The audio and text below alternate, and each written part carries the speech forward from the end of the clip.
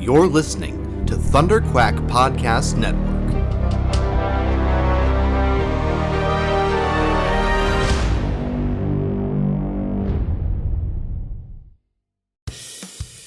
This is the Thunderquack Podcast,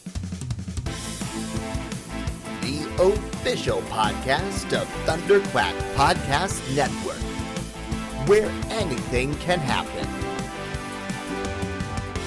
So strap yourselves in and hold on to your butts. It's Thunderquack time! Hello and welcome back to the Thunderquack Podcast, the official podcast of thunderquack.com, which you can get early every Tuesday over at patreon.com/thunderquack, just like our Patreon producers, Brian Morowski and JJ Samuel do. Or you can wait and get it late every Friday on podcast services across the galaxy. I am one of your hosts, Michael Cohen. And I'm your other host, Amanda Conkin. Welcome back, Amanda. Thank you. Thank you. Curtis filled in for you last week. Excellent, Curtis. Yeah. Gotta love that guy. Appreciate it. I keep watching. He's got some great posts. He always does like comic books from the day he was born or the year he was born or something, and it's rather entertaining. And he just has this really like deep-seated love of comics, and I just love that. So anyway. Yeah, he's a huge nerd. Yeah. I mean, sure, yeah. But I hope he's the kind of geek that other geeks can like make fun of and throw stuff at, because everybody else will be like, oh man, you see that new Marvel movie? That was pretty rad. Yeah, it was awesome. I love Marvel movies. Yeah. And then Curtis walks in and is like, well, actually, did you know that in 1957 that character was, and then everybody just starts throwing crumpled up paper at him because it's just like nerd. Yeah. But that's why that's I said to him last week, I was like, that's the dynamic on our new Marvel show, Enough Said, where it's like, that's the idea, is that Amanda, you basically have no knowledge of these characters other than the MCU, and even that tends to be spotty at times.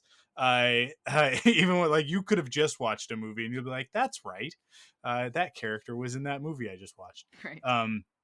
Whereas I am like the hardcore everything MCU, and then Curtis is like, yeah, MCU is good, but he's way more about the actual source material, right? So I feel like we have that awesome balance of like, we kind of cover every fan of the MCU, like from every perspective. Whereas like other shows, I feel like we'll kind of just have like one of those things where like somebody will be like a YouTube show where they're just like, here's every single Easter egg in Falcon and the Winter Soldier episode 1, and it's a 45-minute video, and you're just like, okay, okay, this is not entertaining to me. That doesn't vibe with me. I'm not saying that Curtis is one of those guys, but and then there are people who are like, I want to talk about like the meta narrative of the MCU, which is a little bit more my speed of like, what do these movies mean? And then there are people who are just like, I like these movies, they're fun, which I think is where you kind of fit. That's me to a T. Yep. Yeah. That's how I enjoy stuff. Yes. So I feel like we kind of nail that. We get our Venn diagram is strong on that. So if you haven't listened to our WandaVision episode yet, go listen to it. But sort of on that note, before we shift gears into the actual episode, just like a quick announcement here. Next week, you guys are going to get something brand new in the podcast feed. We're switching things up a little bit. So previously, Amanda and I would do a Thunderquack episode, basically 3 weeks on, and then 1 week off, where I do the off the record Patreon exclusive episode. That's still happening, but Amanda and I are going to go to every other week with the Thunderquack podcast, which I think will end up. Some people might immediately react to that and be like, "Oh, I don't know if I like that," because that's obviously why you guys are subscribed. I think that the Thunderquack podcast, will end up being a stronger show doing it every other week because we'll have stuff to talk about and we will be able to catch up on all the cool things that happened. Exactly, because I feel like since like November, which I think Amanda will agree with this, that like every other week we kind of come in and we're kind of struggling of like, what are we going to talk about? And sometimes we get awesome stuff when we have nothing to talk about, like our ranking Pretty Boys episode, where it's like we just kind of Come on, go that was off the so deep end. good. That was Also, so good. it's I my love favorite that episode of the podcast, episode. but it was so much fun. And I think that stuff will still happen, but but I think that there are also some like really flat episodes from the last 6 months. And that's all kind of part and parcel with us doing this every week, not taking a break over the summer like we did with Quiver, not having a focused subject to talk about, right? It's like we have to bring something every week. So this will help us, I think, make those individual episodes of the Thunderquack podcast stronger. And in that extra slot, I'm going to be doing a new show with my good friend Carl Leclerc from the Wampus Lair podcast, where we're going to be digging into the metaphysical and spiritual content within pop culture. So our new show is going to be called Metaphysical Fiction, and we're going to start our first season is going to be all about the MCU. And we're gonna dig in. We're gonna go basically. What we've been talking about doing is character by character. So rather than doing like, oh, we're gonna talk about this movie or this series of movies, we'll grab a character. So, for example, we'll probably start with Wanda because obviously that's kind of right on the tip of everybody's tongue, and that was Carl's sort of the thing that made him want to do this and dig into the MCU in this way.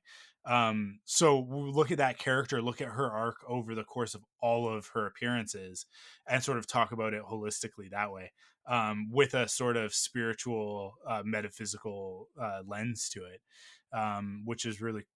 I think it's going to be really fun, and I'm really looking forward to it. So, the first episode of that we record on the 5th, so you guys will be getting it on April 6th in the podcast feed, and obviously, let us know what you think of it when it happens.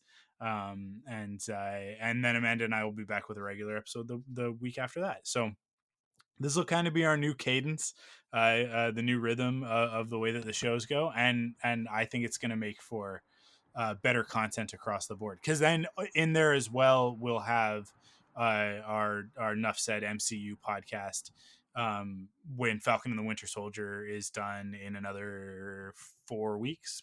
Right? Wow, there's only Yeah, six. There's only 6 episodes. It's only 6 episodes, but you notice like Ah. they're almost an hour long, right? Yeah. They're around 50 minutes, so. Oh, I maybe I didn't notice that because I. Yeah, they're Oh, a little okay, bit interesting. longer. They're a little bit longer. So, yeah. Anyway, so that's kind of I alluded to this a couple weeks ago, but all of this was happening. But that's sort of the official announcement, and I'm excited to get started on this with Carl. I love talking to Carl.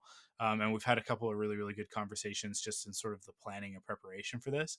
So obviously, once we're done the MCU, the next logical thing for us to do would be to jump onto Star Wars, and then eventually do DC. And so we're gonna kind of look at it as like seasons, and Oh, that's a cool way. I like doing that, like Yeah. within the podcast itself. Yeah, so they'll kind of be like chunks, and eventually when I get motivated, I'll set up individual podcast feeds for everything. But for now, I mean, like if you're subscribed to the Thunderquack podcast feed, you're gonna start getting those, just in this feed, so you don't have to go anywhere. And that's the whole kind of idea with this new thing that we're trying this year, with the MCU stuff. With that, is to just kind of keep it all in one place. Keep it so you guys don't have to like worry about subscribing to new things. Because for me, I be subscribed to a podcast and I'll be like, oh, we're doing a new thing. The podcast feed's not up yet, but we'll let you know when it is. And then they don't, and then you're like, oh, I'm like 3 episodes behind on this show already.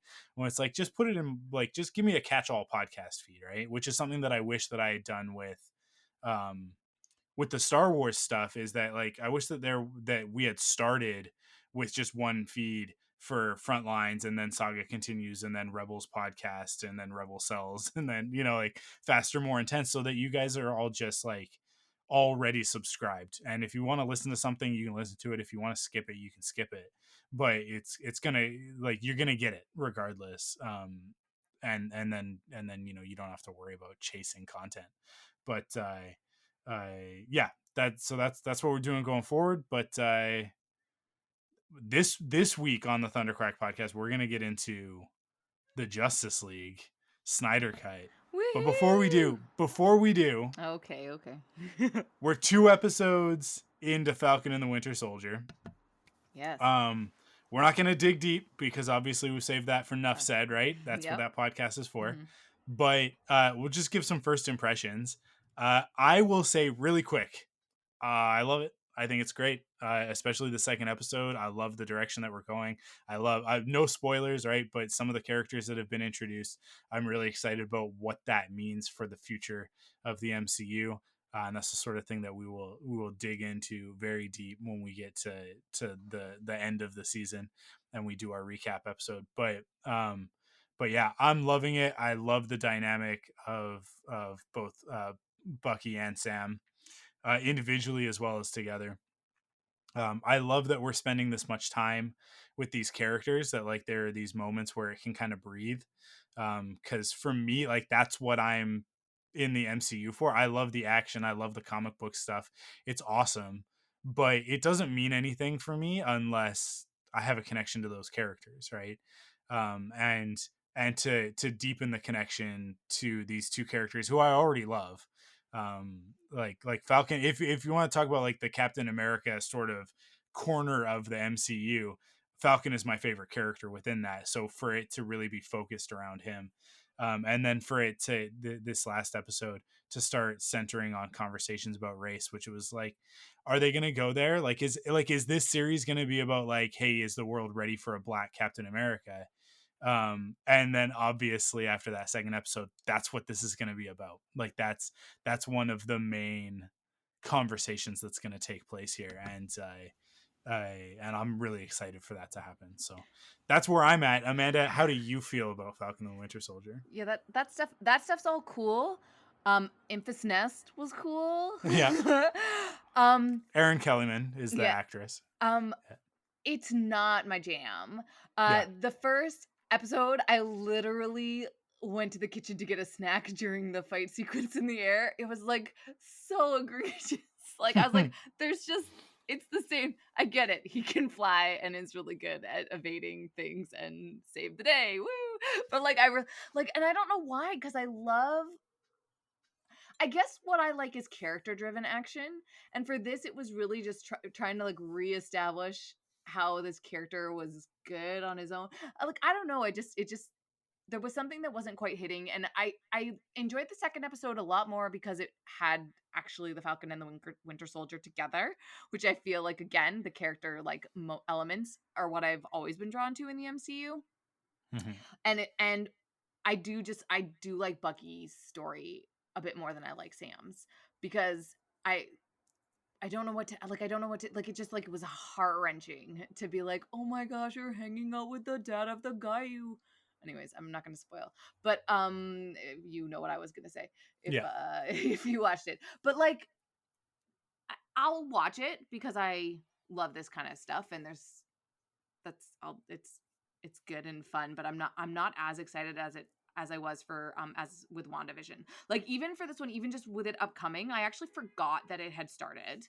And then this weekend I was like, oh yeah, I could watch Falcon and the Winter Soldier. So it's like it just like even just going into it, I knew that it wasn't like gonna be totally up my alley. But I'm like it's good. I'm enjoying it. It's just not something I'm like super excited for. So, but I love everything you're talking about and the things that they're going to explore. And it is like, it just grates on you. You're like, no one can be Captain America that doesn't know Steve Rogers. Because there's so many things. The best line though is, did you jump on a grenade? I love in the arguments that we've had about the MCU, going back to really around like Civil War, you are obviously Team Cap and I am obviously Team Iron Man, Team Stark, right? And and we've been back and forth on this so many times, and like you see Endgame as a Cap story, I see Endgame as a Tony story, right? Like we're of such different minds on so much of this stuff. And when I was watching Falcon and Winter Soldier, especially watching that first episode, I was thinking to myself, like, I wonder how Amanda is enjoying this, um because I was kind of in the back of my head going like, I don't know if this is going to be, I don't think this is going to be everybody's jam in the way that WandaVision It's captured a just lot like of captured a people. lot more. Yeah, exactly. Um, uh, I think this show is a lot more like sort of standard fare for MCU.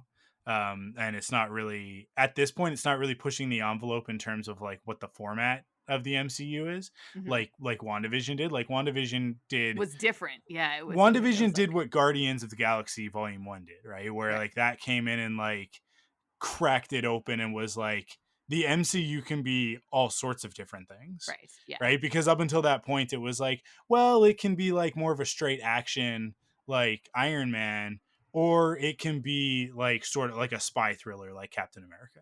Like right. that, those are kind of your two choices. And then Hmm. Guardians came in and went like, no, no, no, it can be a full tilt comedy that just happens to be about superheroes.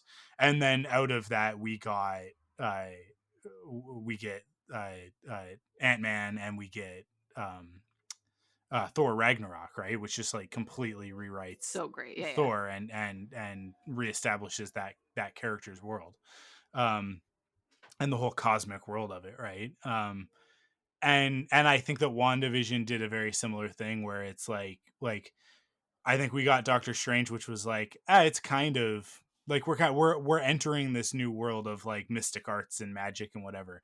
But WandaVision came in and made that mean something to people in a way that I don't think Doctor Strange did for the majority of the audience. I think there are people like me that connected with it, but it wasn't as successful in like capturing the imagination of the entire fandom, right? But WandaVision did, and I think now we can get into weird magic stuff in the MCU that was kind of explained away previously as like, well, it is science, it's just science you don't understand, right? Because that was sort of like the Thor line of I like like that though. I like I that I like like that as a to a certain extent, but that's not what Marvel is, right? Like right. there are different sort of sectors of it, and one of them is like there's just straight up magic, like Doctor Strange and Wanda's a bit like they're just magic.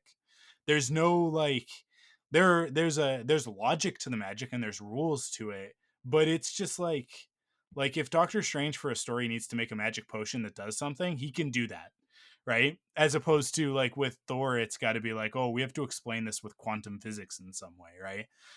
Because they did the whole thing of like, well, it's science that you just don't understand, it's technology you just don't understand.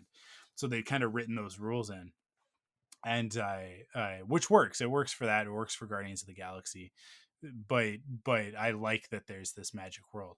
I think that Falcon and Winter Soldier is much more cut and dry.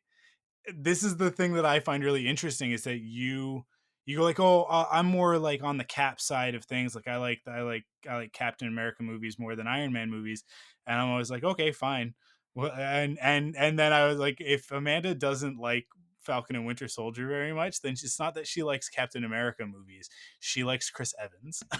Hey. And I think that no, I don't. That's not like a judgment. That's just like I think that's just like a bit of a revelation of like because Falcon and Winter Soldier is a Captain America movie without Captain America, But right? it's without Captain America. Yeah, exactly. But in terms of like the genre that it's fitting into, it I fits guess into so. Winter Soldier and it fits into Civil War because it is about like this government oversight, uh, espionage. It's a Mission Well, you're Impossible making me like movie, totally like reevaluate everything.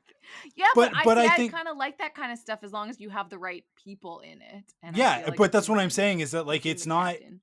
I don't know that it's not those stories that you have enjoyed as much as you have enjoyed Captain America's story, which I just think is an important, not important, but I just think it's a really interesting distinction of like the way that people approach these different things, right? And it's what I always say about the MCU, which is that like there's something for everybody in it. It's one of my favorite things about it. Yeah. It's not like Star Wars where it's like all these Star Wars movies are the same. And it's like Rogue One just adds a little bit of a downer to it, but it's just a Star Wars movie. It's not different, right? That's fair. And in Yeah. fact, they wanted to make it more different. Gareth Edwards tried to make us and Gary Whitta tried to write a story that was different from the saga films, but then Disney got in there and was like, this is too different. Make it more like those other things. And that's why the third act all of a sudden Jyn Erso's character turns into Princess Leia, and she's like, we can do Right. it if we have hope. That's what rebellions are. And she starts like throwing unicorns and rainbows at everybody, and you're like, she was like, F the system, burn it all down, I don't care, 5 minutes ago. And then her dad died, and for some reason, like, we're supposed to believe that de-radicalized her in a way. Anyways, we don't need to get into Rogue One, but like, the Star Wars movies are all like same, right? Which is fine for me because I love Star Wars. But if you don't like Star Wars, then Solo's not going to be the thing that grabs you, right? The only thing that I think has done that is The Last Jedi, which was so subversive and coming in with the feminine gaze and all of that stuff. Like, it brought a whole different fan base into Star Wars that has now really sort of upset the apple cart, because now there's warring factions of people who are like, I love Star Wars. It's like, well, are you talking about all of Star Wars, or are you talking about The Last Jedi, or are you talking about Rise of Skywalker? Like, what when you say you love Star Wars, what does that mean? Whereas like with the MCU, I like, it's designed that way, of like, Iron Man's movies are one thing, Cap's movies are another thing, Thor's movies are another thing. We get into Ant-Man, Guardians of the Galaxy, right? Like, the Avengers movies kind of have their own vibe, right? Like, it's yeah, like there is something in there for everybody to enjoy. And I love how you can talk to somebody and they can be like, I don't like the Ant-Man movies, and I'll be like, well, they're in my top 5. Like, both of them are in my top 5 because I love the Ant-Man movies. I think that they nail something in those that the other ones don't do for me, right? Right. um and that's fine. And like, if they made an Ant-Man movie without Paul Rudd, would I like it as much? Probably not. Like, if they like Yeah. like straight up, if they were like, the next Ant-Man movie does not have Paul Rudd in it, it does not have Ant-Man, like, what let's say he never came back from the quantum realm, and the third one was that they got to go into the quantum realm and rescue him now, right? Right. And it's a Wasp movie, I would be like, yeah, I mean, you guys know I'll be there on day one because I am all the time, ride or die. But also, I'm not excited about Ride or this, die. I right? love it. Because like Evangeline Lilly is fine, but I don't know that I would want her to carry a whole movie, right? I like Evangeline. And Yeah, I think yeah. that's kind of where you're at with Falcon and the Winter Soldier, is that it's like, these characters are good, we like these characters, but like, no Steve is no Steve, right? Yeah, Like, it, yeah, like yeah, it's, yeah. Yeah. and it's not even just like, hey, there's no Steve Rogers in this. It's like, hey, this whole thing is about the fact that there's no Steve Rogers in this. So every 5 seconds, it's like, hey, do you guys remember that Captain America's gone? Because he's gone. You guys know that, right? He's gone. He's not coming back. So like, everything that's happening is because Captain America is gone. You guys remember that, right? It's like so it kind of hits you over the head a lot in the first 2 episodes of like, hey, This is different. Steve's gone. And you're like, yeah, no, we Thanks. watched Endgame, guys. Yeah. I don't know why I would be jumping in here if I hadn't seen that. Yeah. I'm sure that there's a person. I'm sure that there's somebody who really enjoyed WandaVision and is like, I don't want to go back and watch all of the movies. I'll just kind of watch everything going forward, because there are people who make weird decisions like that all the time. But I'm sure they're not having a good time. I'm sure they are not enjoying themselves. And the end of the most recent episode where they're like, that character is coming back, they're like, what? I don't know what this means. Anyways, so I love it. And but I'm in so deep with this stuff. It's like, this is just hook it to my veins. I mean, like, we talked so many times last year about like, oh, there's no MCU, and I was now we like, just got it. I Got it felt like all I you was want. like withering, right? Like it was like, I said towards the end of the year last year, like, this is having an effect on my mental state. Like I need Right. Yeah, I that remember that. hit every few months. Because like this is it's creative juice for me, right? Like it just Right. like I go see those movies and then I walk away from it and I draw something, or like I most of the time I walk away and go like, man, what if the X-Men were part of the MCU? And that's usually the angle that I go off on and start thinking and creating my own stuff. But there's like the speculation and stuff, and it gets the juices going. And it's just like for a year there, it was like holding pattern. Like, Right. we got stuff, but it's the same stuff that we announced like 2 years ago. It's coming eventually. But now we're in this world where it's like every single week, here's something. Right. And it's awesome. And I'm just, because after this we get Loki, and like that, and like to me that's the thing is like even if you're not enjoying Falcon and the Winter Soldier that much and you're just kind of like, we'll just get through it. Loki's. I'm so excited. Loki is right around the corner, and I know that's up your alley. Yeah. Like I know that you're all about that Tom Hiddleston. So yeah. I mean, who isn't, right? So, and Owen Wilson is in it as well, and I like the dynamic with those two actors. Owen Wilson is like, in it. come on, it's just like, yeah, I love it. This is why I love the MCU, because it's just like I look at it as flavors, and they're just like, what happens if we put these two flavors together? What happens if we take the Hulk and we put him in a Thor movie without anybody else? Let's see what happens. And it's like, oh, that's actually really good. And yeah, like Thor's gonna be in the next Guardians theoretically, right? Like adding those dynamics in, right? Like seeing like how do these things play well, and mixing up the dynamics. And the world just keeps getting bigger and bigger and bigger with all these new characters that they're adding. So yeah, I love it. But anything, do you have any closing thoughts on Falcon before we get into Justice League? Not really. I feel like I will say I don't know what I really expected. So it's like, I feel like it is what we were told we were getting. So yeah. It's what it says on the box. It's Falcon, exactly. It's exactly and the Winter Soldier. Yeah, that's exactly. Right from the first episode, where it's like it's not Falcon Winter Soldier. It's the Falcon, and it's the Winter Soldier. So they're separate, but also kind of together. Yeah. No, it's everybody else is like, this is like a Civil War, Winter Soldier, Captain America spy thriller thing. I'm like, no, it's not. This is a romantic comedy. This is all about how these two. This is enemies to lovers is a trope within fandom. I don't know. I'm not saying that they're gonna be, No, but I know what you mean. Like, bro, it's a bromance. It is definitely like the equivalent bromance of that. Of like, not that they weren't. I don't know. They were really like enemies.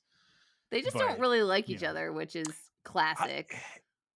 To me, I love that it's like the first Rush Hour. It reminds me so much of the first Rush Hour movie, where like Chris Tucker and Jackie Chan is like, they worked well together, but they also like from the beginning of that story, they don't really like each other, right? Like they're kind of butting heads a lot until they learn to work together. And then in Rush Hour 2, they're best friends, and it's like it kind of loses a little bit of the magic in the second one. Right.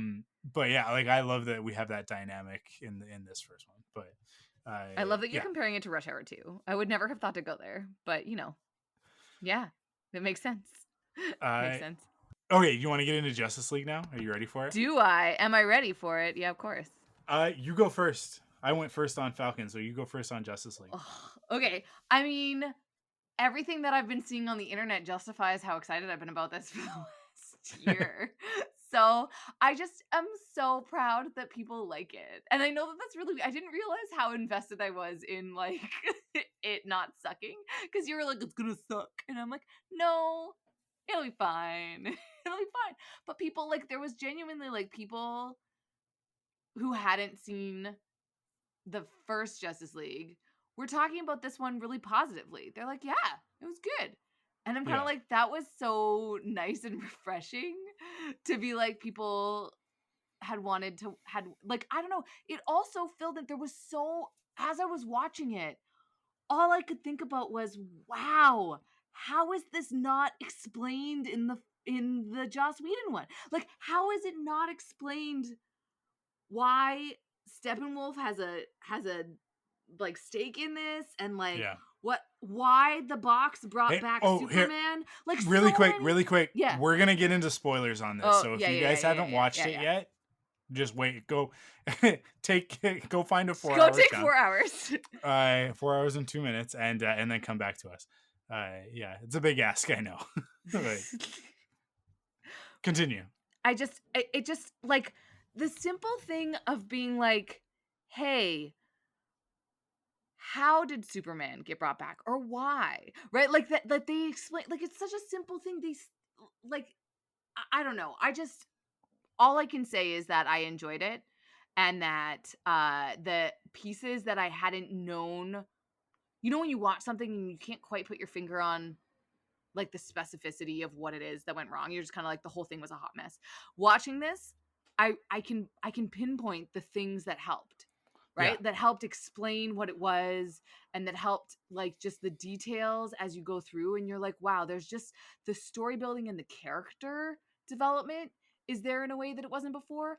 I also like the stakes of the Flash having real stakes rather than move these people that live in this deserted place, right? Like, it just it was like there was something that he was doing that was like tied to the bigger universe in a way that was interesting, rather than... Now, I will say, time travel being used so flagrantly to be like, I'm just gonna, the first time you see me, I'm gonna reverse time. But I guess that's the Flash's thing. But it's still like, as a time travel aficionado, I feel like maybe they could have used something other than time travel, but it's fine. I don't even Like, count it as time travel, because it wasn't really time travel. You're I talking guess about the so. end of the movie, Yeah, right? Like, I am. it's not really time travel. It's just an undo button. Like, Yeah, but he just undoes what happened. But by going backwards in time, I don't yeah. understand But when you say time travel, like, I think of like Back to the Future, where it's like, oh, I'm Right. going to go back in time and then Okay, that's fair. interact Yeah, in a yeah. different time period or affect the future in some way. Whereas, like, it's not because we stick with the Flash for the whole thing. He doesn't really affect the future. He just stops the future from happening, right? In that moment, like, he just like, oh, I got to break my one rule, and it's like, yeah, why do you have to break that? Why is it a rule? And we don't really have any we know, because we know, like, well, he'll flashpoint everything if he changes things, right? But also, like, if flashpoint hasn't happened yet, how does he know that? Why does, like, who gave him that rule? He Well, doesn't maybe talk we to need a anybody about his meeting. Maybe powers. we need a movie about the Flash where we get more information. Well, about we do. all We this. have. That's what Yes. they're making, and Yeah, it's yeah, yeah. Flashpoint. But what I'm saying is that, like, Flashpoint will take place after this movie, and that doesn't make sense, because then, like, why does he have his one rule if he hasn't flashpointed yet, right? Like, in the Flash TV series, he doesn't. Time travel becomes a problem once he does it and realizes that, like, oh, this can change things pretty drastically. Like, one small change Right. can Yeah. actually have a The big ripples out. effect. Um, and also in the Flash, he has a bunch of people around him that are smarter than he is that caution him against it. And I mean, like, it turns out that one of the spoilers for the first season of the Flash, it turns out that one of them is the Reverse Flash, who is Eobard Thawne from the future, who specifically came back to the past in order to rewrite his own future, right? So, like, it's the guy telling him not to do it is the guy who's actively doing it. But in any case, Hey, question for the Flash. Did they Yeah. keep the trope where they made that character a different character every season? Harrison The Wells? dude, yeah, Harrison Wells. Yeah, Was he? yeah. They kept it? He's That's a awesome. different. It's same actor, but it's a different Harrison Wells every season. Awesome. I just love Yeah. that so much. I think that's so fun. Yeah, mileage varies for sure. Like, Okay. When he was Sherlock, it was What? not great. He was a French Sherlock. It Oh, was gosh. not No, was that not sounds one of the terrible. stronger ones. Sounds terrible. Yeah, it was not. I don't know. Here's the thing. Here's some brutal honesty time. I do not care about the CW verse anymore. Like the Arrowverse is dead to me now. I like it. Yeah, I know that it's there, and I know that some people still enjoy it. I only have so much time, and I like only so much time to commit to content. It's like I still haven't finished Star Trek Discovery this season, and I love that show, but I'm like pulled in so many different directions by so many things. It's like I know that I haven't finished last year's season of The Flash. I know that I haven't finished Supergirl. Um, I haven't even finished Legends of Tomorrow, which you guys know is my favorite of all of them. Yeah, that And surprises me. I've got like 3 Wow. episodes left from last season, and I just like whenever I look at my list of things to watch, there's just always something ahead of it. And Right. that's just the honest truth of it. And so I don't know what's going on this year on The Flash. And to be perfectly honest, I don't feel like I'm missing anything. Yeah, I feel like it's kind of run its course. That said, Superman and Lois is everything, and I live for it. And Crystal and I are watching it together, and it's been the highlight of our week because Amazing. we're carving out time to sit and watch it together. Awesome. And I'm super bummed because it is on hiatus now while Oh. Supergirl does its season. So Wow, that wasn't very long at all. So I only watched the 4 first 2 episodes. episodes. 4 Oh, episodes. brutal. Yeah, Okay, and so I have some time to catch up on yeah, that too don't then, worry so about it because yeah, yeah. it's not like it was constructed this way, right? So like the Right. last episode, every episode, it's a CW show. Every episode ends on a cliffhanger, right? But with a musical montage of some sort, right? It's like it's in their contract. With a They musical they can't be a network if it doesn't end with a song playing over a cliffhanger. Or a song that plays right up until the last 30 seconds where a bad guy like pulls his face off and is a different bad guy and you're like, oh my god, next week. And then a preview comes up where they tell you that I don't know, watching the CW makes you a cooler person. It'll make your hair fuller and shinier and whatever. It's such a weird network when you don't have to watch it and then you look back on it and you're like, I don't understand why this exists. For teenagers primarily. Yeah, like the most recent episode just ends like any of the other episodes. Because it's the reason why they're on a break is because COVID shut down the production for a while, and then so they just don't have any episodes ready. Like they're Yeah, just not that's ready. fair. So they're just like, well, we're just gonna put Supergirl on right now because it's the last season, and I think it's a short season for Supergirl. So they're like, oh, we'll just do Supergirl, and then we'll I think they've split both in two of like then we're gonna come back, we're gonna finish off Superman and Lois, and then we'll finish off Supergirl. I think that's what they have planned. Um, Right. so they're just putting Supergirl episodes. It's to me, it sucks for Supergirl fans, of which I am one, right? But it sucks for the fans who want to watch that like live sort of thing, like Right. on the night, because they're getting jerked around and the final season is not being treated with respect, which is a real bummer. And I think the main reason is just that it costs money. Like that show is expensive compared to some of the other ones, and they very clearly want to put all their money into Superman and Lois, because that show is they're putting a lot of cash into that show. It doesn't look like a CW show. Let's put it that way. Anyways, Justice League. You want me to give my thoughts on Justice League now? Yeah. I'm curious to see what you think. Yeah. It's not good. Okay. Well. Okay. Okay. I like it, but it's not good. I had fun watching it, but it's not good. I don't know what good means then. If It because whether or not I like something doesn't mean that it's necessarily a good thing. Like there are a lot of movies and TV shows that I enjoy watching for camp factor or just because I happen to like an actor that's in it or whatever, right? One of my favorite TV shows of all time is a show called Fastlane. And it's the show that introduced me to Peter Facinelli. And which most people know him from the Twilight movies, which what? No, from Can't Hardly Wait. Thank sure, you very well, much. sure, but that's you're right. Yeah, most people know him from Twilight. Once again, Amanda, we are at the point in the podcast where I have to tell you, your opinion does not reflect everyone's opinion. So when I say most people, I'm not specifically talking about you. That's fair. So yeah, I do think that most people became aware of him because of I think that's the first thing, that he was like a character that people recognized, that was like seen by a billion people. But yeah, he was on a show called Fastlane that I watched for a very specific reason, and that reason was Tiffany Thiessen. Oh, yeah.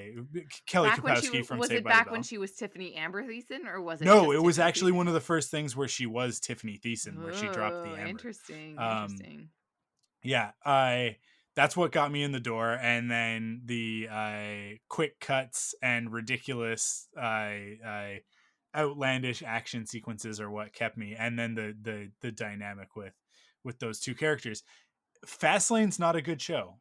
It's not great, and like I don't recommend it to anybody. If you like Fast and the Furious, you'd probably enjoy it, but it's not like I don't. When I was younger, I would have been like, people are dumb for not watching this show. But as a wizened adult, at this point, heading into middle age, I I now look at it and go like, this is not for everybody. This is not great. It wasn't well made. I just really liked it. It just checked a lot of boxes for me, particularly when I was 18 years old. Fill in the blanks on that one. I That's fair. Justice League is very similar. Of like, I like Ben Affleck as Batman. I love Henry Cavill as Superman. I love Gal Gadot as Wonder Woman. Right, like these things are immutable facts, that the quality of the movie has no bearing on those facts. Right, and we now have more, because technically we now have 4 movies with Henry Cavill playing Superman. 5 if you count his chest. It's not him, but it's that In Superman the being in Shazam. Shazam for 30 seconds, not even 30 seconds, for like 5 seconds. I But only one of those movies is good. Right, only one of those movies does justice to that character, and to that portrayal of the character, and that's Man of Steel. Right, Batman v Superman doesn't. It takes it in a completely different direction and spends most of the movie telling us why the world should hate Superman, which, as a Superman fan, I'm like, this is Yeah, it's not my idea frustrating. of a good time. Yeah. It's also my least favorite thing for Batman to be doing, which, like, I've talked about it before. In the animated universe, when they introduced Superman into Batman the Animated Series, they did like a movie, like a direct to home video movie. Um, and in it, Batman and Superman definitely start off sort of like on opposite sides of the fence, right? Yeah. And there's a great sequence where Batman's in Metropolis and he does some stuff, and Superman's like, "Hey, this is my town. That's not how we do things." And he X-rays Bruce's cowl and is like, "Oh, Bruce Wayne." Like, he kind of just like in a very like a lesson that Superman learns at that point, invading his privacy sort of thing. And then the next scene is basically like Superman flying home, and changing into Clark Kent, and then Bruce like basically like throwing a batarang at him or something. I can't remember, but he like basically like lets Superman know that he's there, and Clark kind of turns around and is like, "Oh, well played." Like, and like that's the end of it. Like, they kind of they have conversations about like having different styles and that sort of thing as it goes, but like they kind of have their tit for tat there, and then they move on, and it's like, well, we're both superheroes, so let's just like figure out how to work together.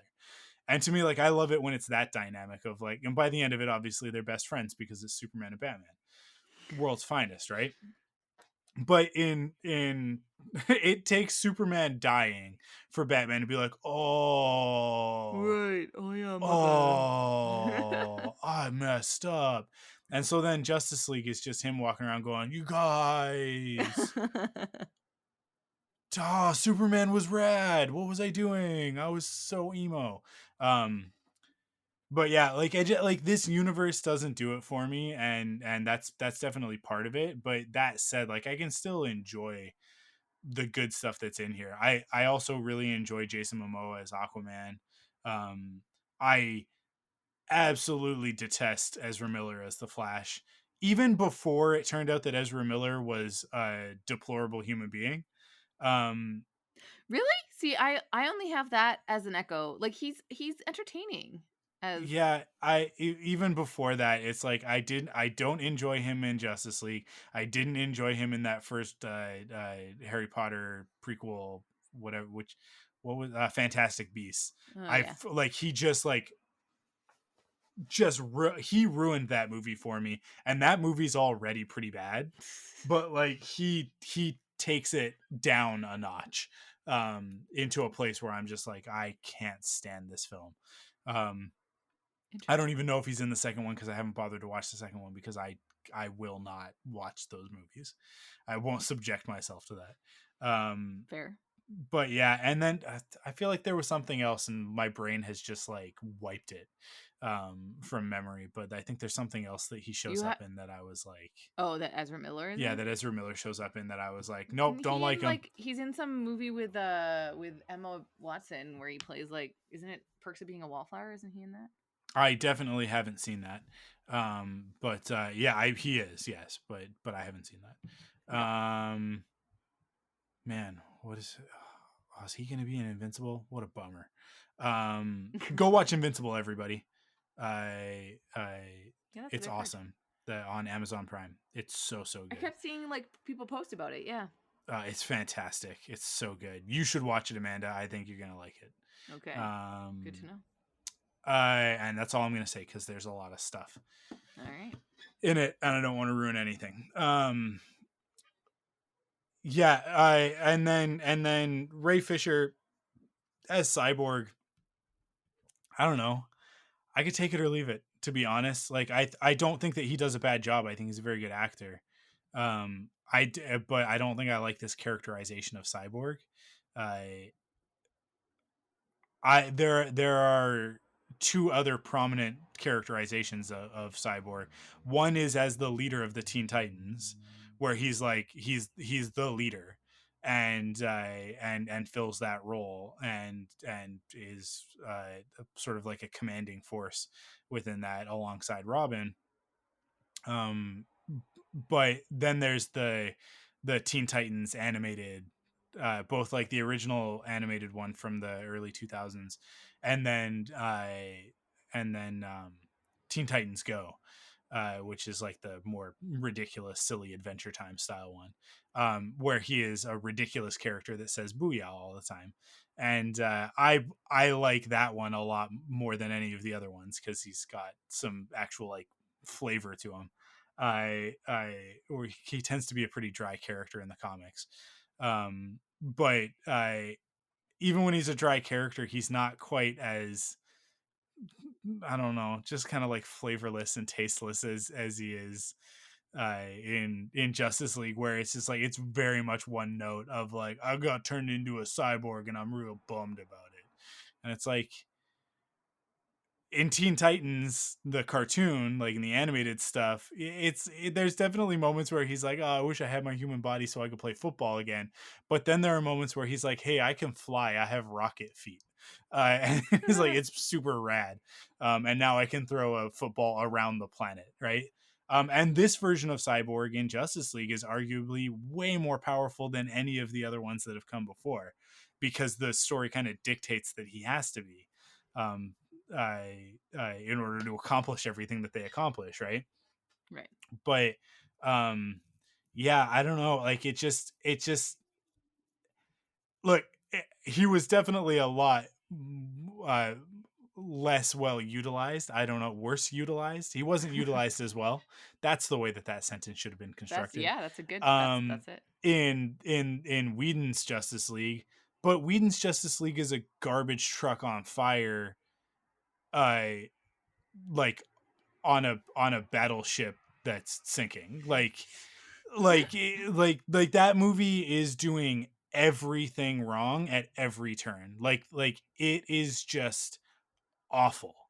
And I've only seen it the one time, and again, just like the crimes of Grindelwald, I'm not going to subject myself to garbage like that, right? Like it just like the CW stuff, there's so many great things and I only have so much time. I thought about like, oh, should I go back and watch Joss Whedon's Justice League again? It's like, no, I don't need to confirm that I don't like the movie. I don't like the movie.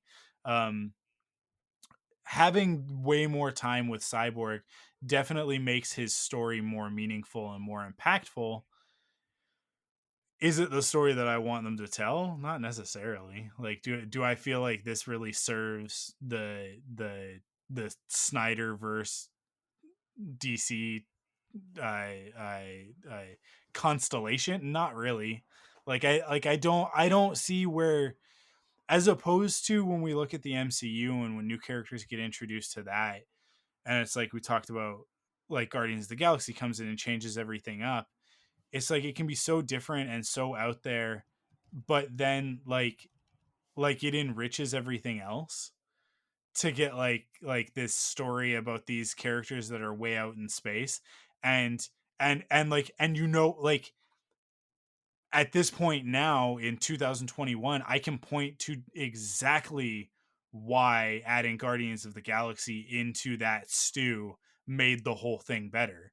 And it's because Thanos would not have worked in the way that he works in Infinity War if we hadn't already spent time in that world with the Guardians, and the Guardians get us there with chuckles and yucks. So we go like, okay, whatever, a talking raccoon, right? Like we allow ourselves to go to that place, and so Right. those characters serve a purpose, as well as having their own fully fleshed out and interesting story, right?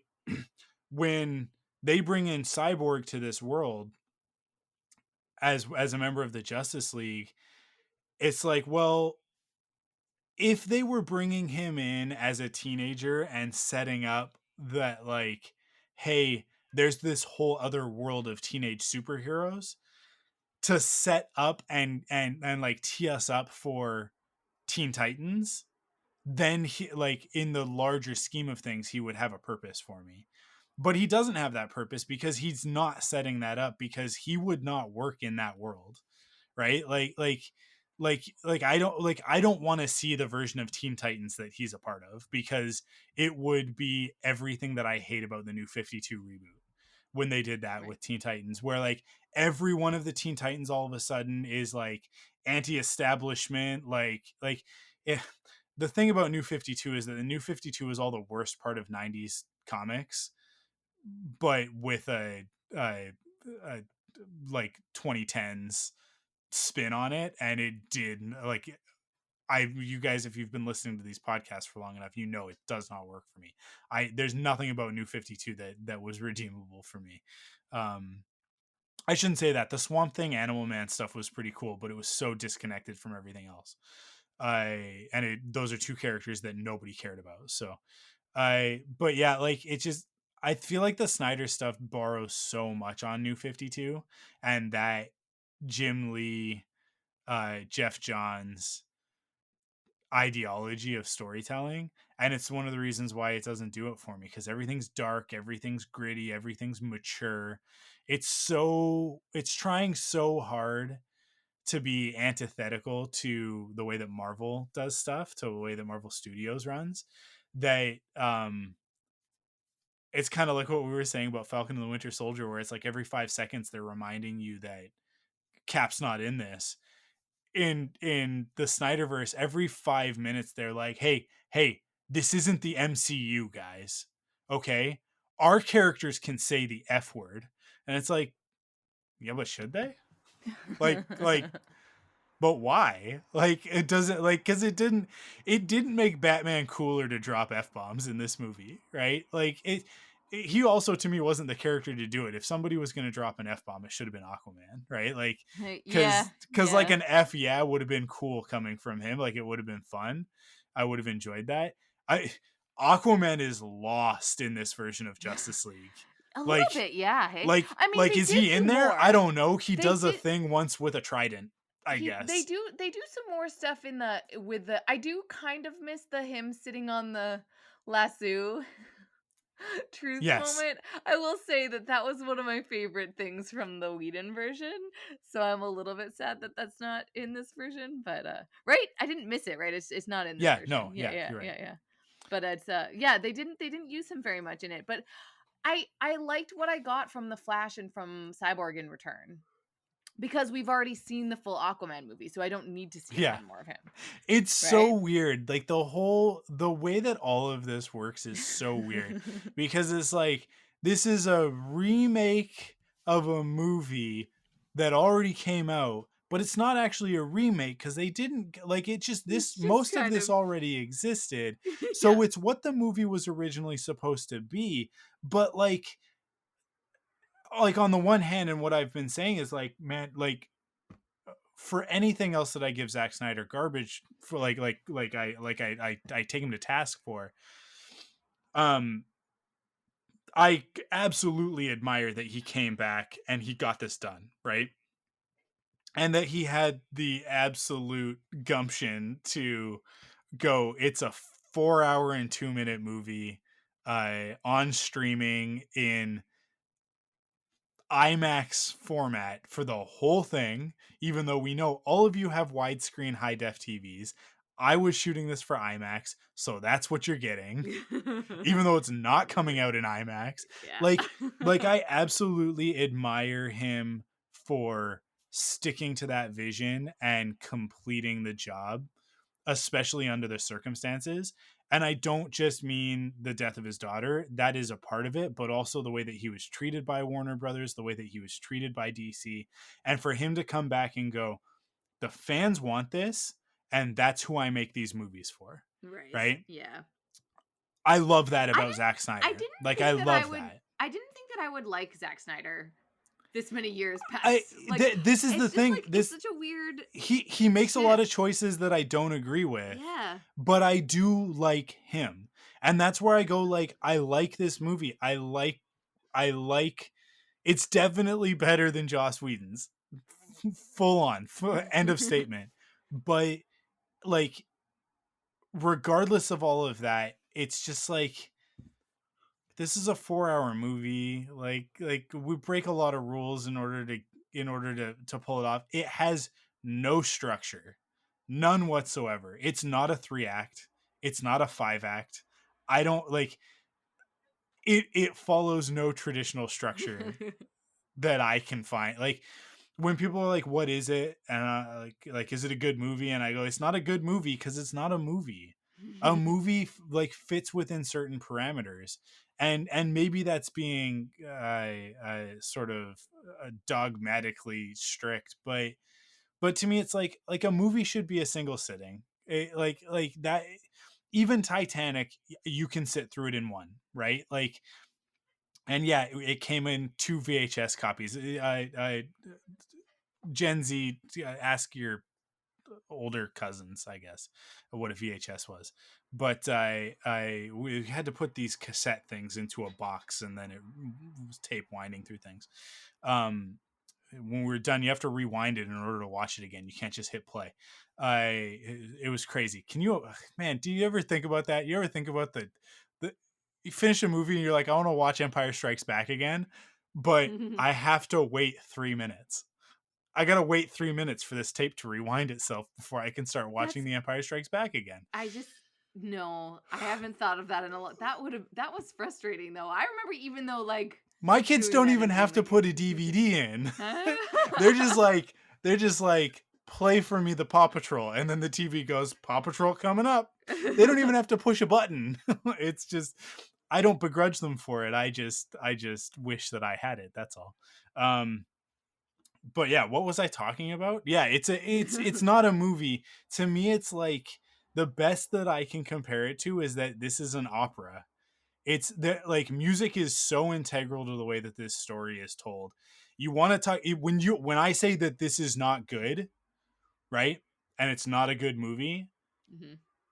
the number one thing that I will point to is the fact that we stop every 30 to 45 minutes for a music video. I remember you messaging me that as you were watching it, and I hadn't quite gotten to the Flash bit yet.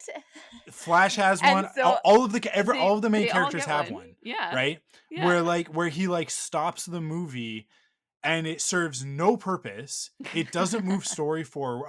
Flashes kind of serves a purpose, Yeah, Flashes but is great it's because good. you But had said that, and then I watched it, and I was like, the hot yeah, but dogs this are is too great. much I for mean, the me. hot It's dogs are too like much, but they're there for a reason. Like he gives them to the dogs. And I will say the one that I found was ridiculous was like I thought it was an anomaly, but like it was the like singing women at the side of the shore with Aquaman. Like well, that was Aquaman gets two, right? Because yeah. he gets that, and then he also gets like a after I'd have to watch it again, which I'm not going to, at least not anytime soon. I'll give it some time to breathe.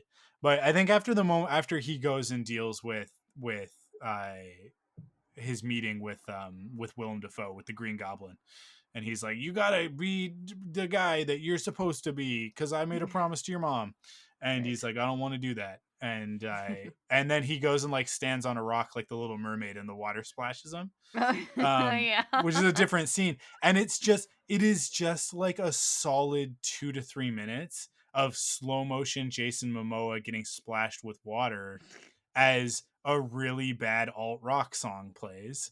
And I'm just like what I said to you, and I tweeted this, I think, I is like, I can't help but think that this movie would be a lot better if Zack Snyder had better taste in music. And then the Suicide Squad trailer came out over the weekend, and and like proved my point, because James Gunn has exquisite taste in music, right? And the Guardians movies wouldn't be what they are without that. And even in Infinity War, the moments that we get with the music, it's like James Gunn pulls songs that it's like, I don't know if I've ever heard this before, but like, how have I never heard this song before, right? Right. And then some stuff that's like so ingrained in pop culture, but then like he puts it into a movie and it's got this twist to it. And then the Suicide Squad trailer comes out, and the song, I don't even know what song it is that's playing in the back of it, but it is just like, it just hits a tone so perfectly, and you're just like, oh my god, this is so good. I can't wait for this movie. It does look And I pretty hope that rad. there are Yeah. awesome needle drops in Suicide Squad. And I think that Zack Snyder thinks that that's what he's doing, right? But the consensus online is that he doesn't have good taste in music, because it's just like a bunch of dudes in Affliction t-shirts that think that they're bikers but don't have motorcycles. Like, it's like, that's who this appeals to, right? It's like I don't know. It's not me. I know that. Like, it's not me. I know that there are people out there who are definitely like, yeah, that's a good jam. And that's exactly how they talk about it. They're like, oh man, Good jam. check out Good that jam. riff. Solid jam. And that's not who I am as a human being. I and yeah, it doesn't work.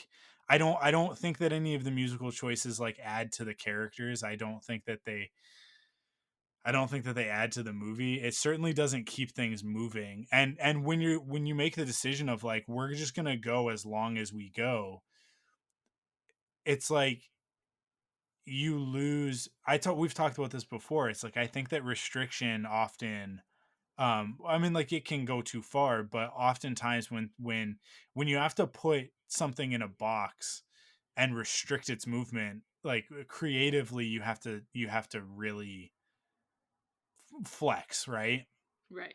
And I think what happened here is that, because of circumstances, Zack Snyder was given free reign, and they didn't even give him the rope to hang himself.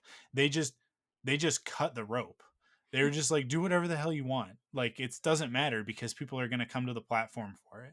So just do whatever. It doesn't matter. And he did. And so there's a lot of stuff in this movie that it's just like, this is not this isn't doing anything. Like, nobody at any point was like, hey, we want to make sure that like we're hitting a time, so like kill your babies, right? Like you have to do that in filmmaking. It's a part of the process, right? And oftentimes, stuff hits the cutting room floor, and I always love going through deleted scenes and going like, wow, I wish that was in the movie, but more often than not, I'm sitting there going like, yeah, there's a reason they cut that. Like you think about where that falls in the movie and what the next scene is, it's like that would have totally killed the momentum, or that would have totally taken this in a different direction.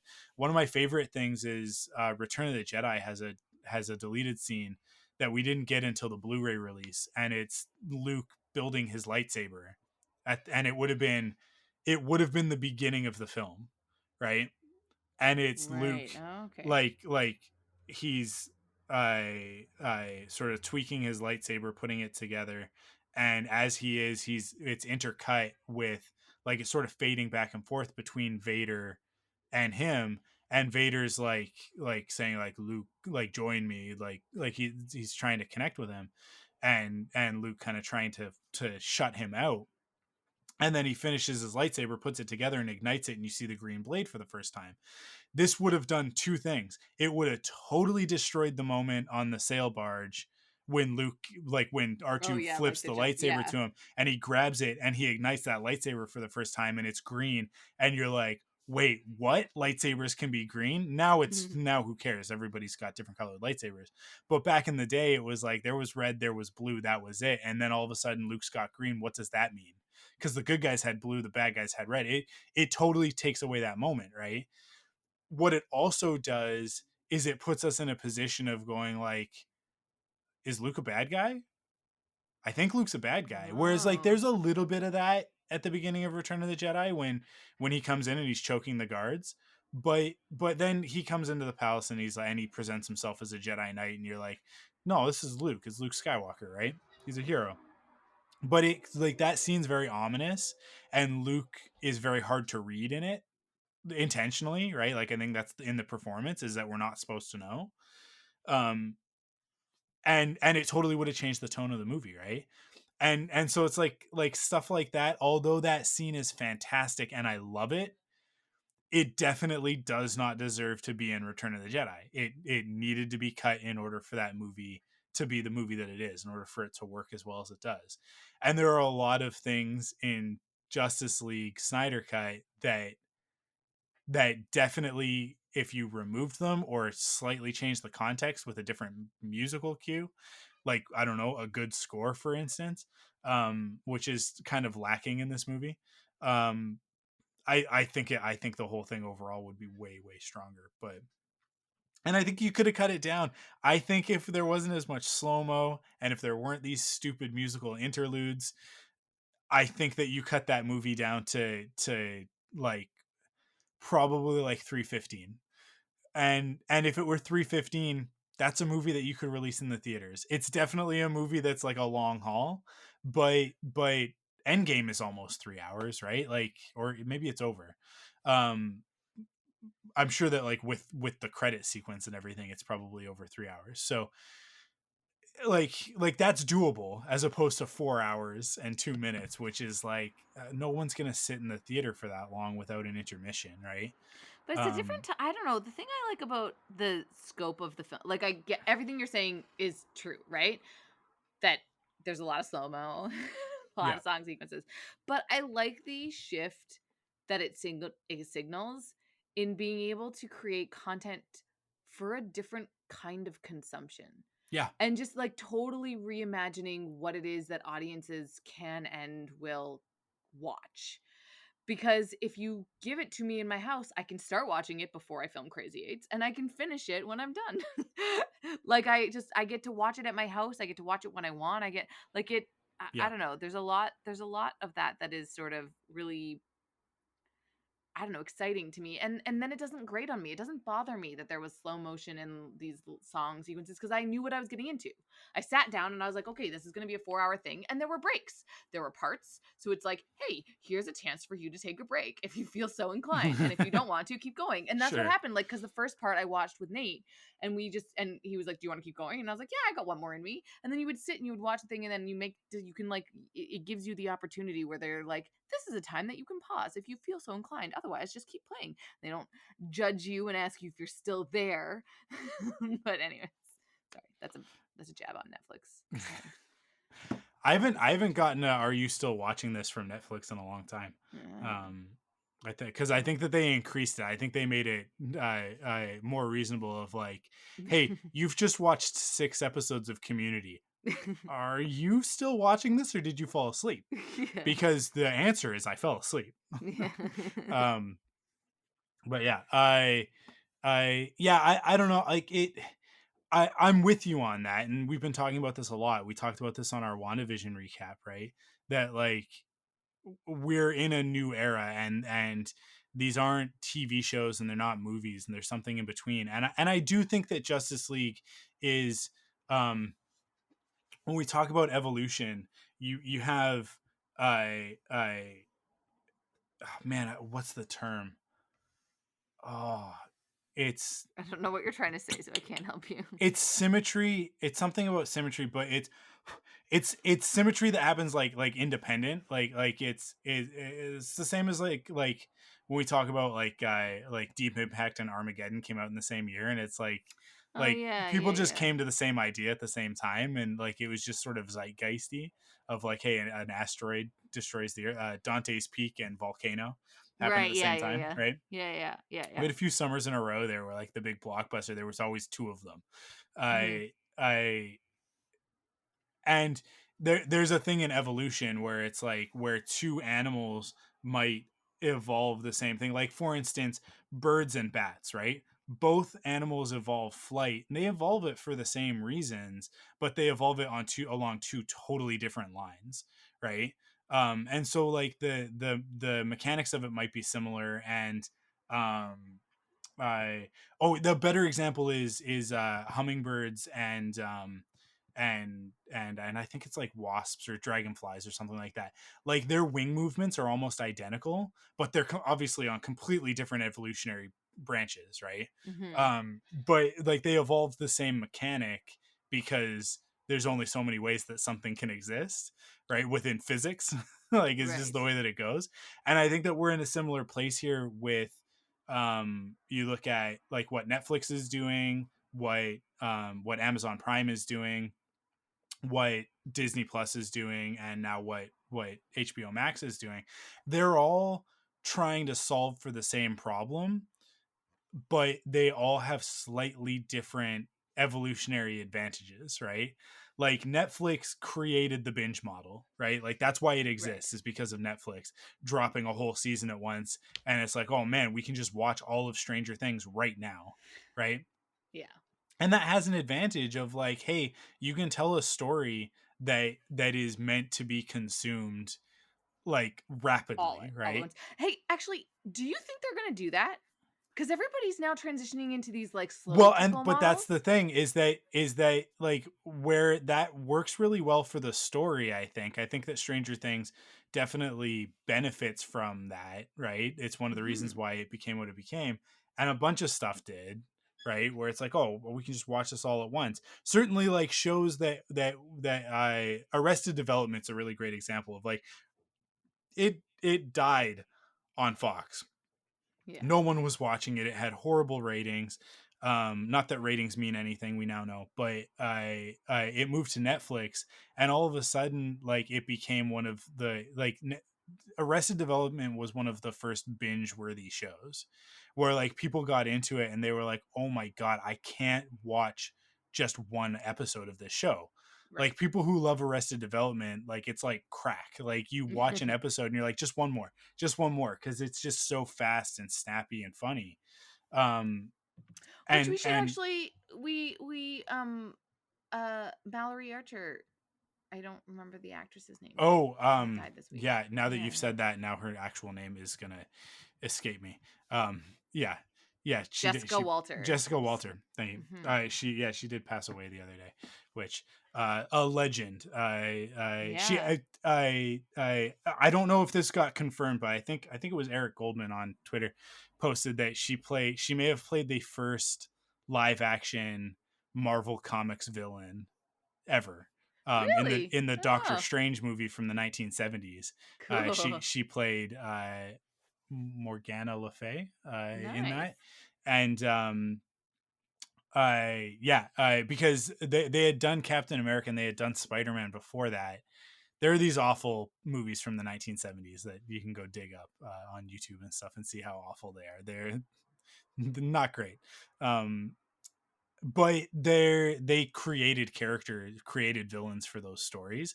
They didn't use existing ones, so it's not like Spider-Man fought Dr. Octopus. He just fought like whatever, right? Right. But yeah, so she was like Eric Goldman was saying, like I that she may very well be the first like comic book supervillain to be portrayed on screen, like in live action, which is such a cool little tidbit, and for a lot of people it was probably the first time that they ever saw her, whether they remember that or not. But yeah, I mean, yeah, even if you just take like the last couple of years, like the last decade or so, like on Archer and Arrested Development, like that would be enough to celebrate her. But she's got such a great career. Yeah, for sure. I but yeah, what was I talking about? Oh, like binge stuff being on Netflix, and creating that model. And that, but yeah, like now we're seeing like, oh, it doesn't really work for marketing, right? It's not the best thing for marketing. It might work really well for story and for getting people on board. It's definitely awesome. But is it a sustainable model? So Disney is like, well, we're going to do one episode at a time, because what we want people on our platform in perpetuity, right? So that's the whole point of all of this MCU stuff and all of this Star Wars stuff is, hey, a new episode every week, come back every week, right? Right. They're big on that, and I love it. I personally like it better because I like having something to look forward to. I think Amazon Prime might have actually figured out the best of both worlds, where they will often drop the first 3 episodes like they did with The Boys, and they did with Invincible, where it's like I was able to watch 3 hours of Invincible, well, not quite 3 hours, but almost 3 hours of Invincible on its first night, and it was awesome because that first episode ends and you're like, I really, really want more of this. And 3 episodes, I feel like, is perfect. I think I think they tested it, and I think that they came to the conclusion of like, this is the exact right amount to get someone hooked on a show. Because it's very similar with, I mean, like, I didn't get into The Boys until after the first season, like when season 2 was coming out, but I definitely watched like the first 3 episodes and then dropped off. And I'm sure that they had metrics on that. They looked at the science and went like, yeah, people watch the first 3 episodes. If they don't make it through the first 3, they're not coming back. If they watch the first 3, we'll have, like, they're gonna finish the series. Yeah, that's fair. That's a good metric, actually. I guarantee that they look, because Amazon as a company is all about that UX experimentation. So I like that, to me sounds exactly like something that they, like a conclusion that they would draw. And I think that they know that. Disney doesn't have to. This is one of the things, is that Disney is playing with a stacked deck. When you're talking about the MCU, when you're talking about Star Wars, they don't care. They really don't care. And I don't know, is we were going to talk about Mighty Duck Game Changers. Is it the whole season, or is it week by week? It's one episode. It's one episode. Now, so okay, so 1 episode a week. Yeah, that's interesting to me, because I think that that's one where it's like, this would probably work better if you guys put the whole season out. Yeah, I feel like that as well. But with the MCU stuff and the Star Wars stuff, it's like, I'm back every week. Like, I am. There's no point in beating around the bush on this. Is like, you've got me. I'm hooked. Yeah, cause Disney doesn't have to care. But with Netflix, I think maybe there is an element there of like, a lot of what Netflix is doing is more on the experimental side. It's more, Netflix is definitely creating more franchises than it is adapting. And they've gotten into adapting stuff more recently, but Amazon is very much like, hey, we're gonna take an existing property like Jack Ryan, and we're gonna make new Jack Ryan stories, right? We're gonna take The Boys and we're gonna adapt it into a show. We're gonna take Invincible and adapt it. Whereas like Stranger Things is a thing that didn't exist before it existed, right? So yeah, I don't know. But I feel like Justice League fits in this weird. HBO Max has no idea what they're doing. Let's be really clear about that. These other three companies are like, hey, we're kind of figuring this out. We've got our strategies that we're testing. Whereas HBO Max, just like everything that Warner Brothers does, it really just feels like they're like, hey, we're gonna launch a streaming platform. And they were like, do we have a streaming platform? And they're like, no, okay, we'll build one. They're like, okay, did we build it? Yeah, we built it. Cool, launch it. Do we have any content? No. We don't have any content for this platform. Does anybody have Zack Snyder's phone number? Because HBO Max launched forever ago, right? And it launched with like nothing exclusive that anybody cared about. It was like their big thing was like, hey, we stole Friends from Netflix. And it's like, so like, yeah, okay. We've all been watching like Friends Friends, on I mean- repeat for the last like 6 years I love on Friends Netflix. so much. I do it all the time. But here's the thing. Friends left Netflix and for us in Canada went to Crave. I haven't watched a single episode. And I haven't missed it. You know what happened?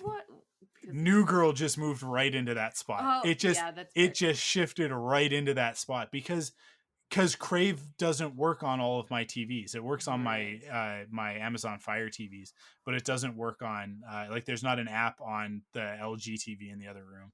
And the Crave app sucks. It's awful. Like it's a real headache to navigate and I watch it on my and get actual cable because I have it through cable, so I have to use my second remote. That's the barrier for me. The barrier for me is that, am I using the right word? That's the word that's I'm a looking barrier. for. Yeah, is that if I have to switch remotes and it's like everything that's on the apps I can access with my TV remote, and then if I have to switch to cable, it's just like a whole thing. But it's like it's just so weird how these little things in life we're just becoming so complacent, and it's like, but it's true. It's harder for me to watch Friends, and I do sometimes. Well, I will. I just like love it so much, so I do watch it on. I do watch it on Crave, but it's like I didn't know how much I watched Friends until I realized that I had to watch it on a different platform. Yeah. I'm so used to just putting it on in the background, and so instead I rewatched The Good Place again. I've rewatched The Good Place like 4 times since it ended. Like, yeah, I mean, like crazy. I have officially, as of last night, made it around the horn for the 4th time on Community. Nice. Which, like, for The Good Place, that's what, 4 seasons, but they're short it's not very seasons. good. They're They're 13 short, episodes, yeah. right? And granted, I skip around a bit. Like there's certain episodes I'll skip and all that stuff. So it's like For Community, there's a lot of episodes of Community. Yeah. Despite NBC's best efforts, there's a lot of episodes of Community. And so yeah, I mean, like I've made it through it 4 times since the pandemic started. But yeah, it's that just says how much I love Community and how great a show it is. Anyway, so I guess we should finish talking about Justice League, right? We're kind of all over the map on this one. So yeah, this is how we'll cap it off. Now that we have Zack Snyder's vision of Justice League and the way that this story was supposed to unfold, and obviously there are a few things in this version that it changes things going forward. For example, Darkseid is obviously now like a legit part of this story. We actually get to see him. Do we care to see more of him? That's question 1. Question 2: the continuing story with Superman and Lois Lane. Is that something that like we need now? We need to get closure. Is she pregnant? On that. Yeah, that's what I believe that's what we're supposed to take from that. Because that's like brutal. That I don't know that she. Anyways. Yeah. Like, do we get more? This is the other thing. Also, like all this future stuff, it's like he wrote like 7 movies in one, and then only showed us the 1 movie. Yeah. I don't know. Like. Yeah, I heard an interesting take that was like they should have made so the epilogue, right? Like the basically the post-credit scene with the post-apocalyptic Superman has destroyed the world version. That I heard this take that like that's what they should have started with for Justice League. That like if you want to be antithetical to the Avengers, then start there. Start with the remains of the Justice League, like who's still alive, right? And set up the stakes for why Batman feels like he has to kill Superman, right?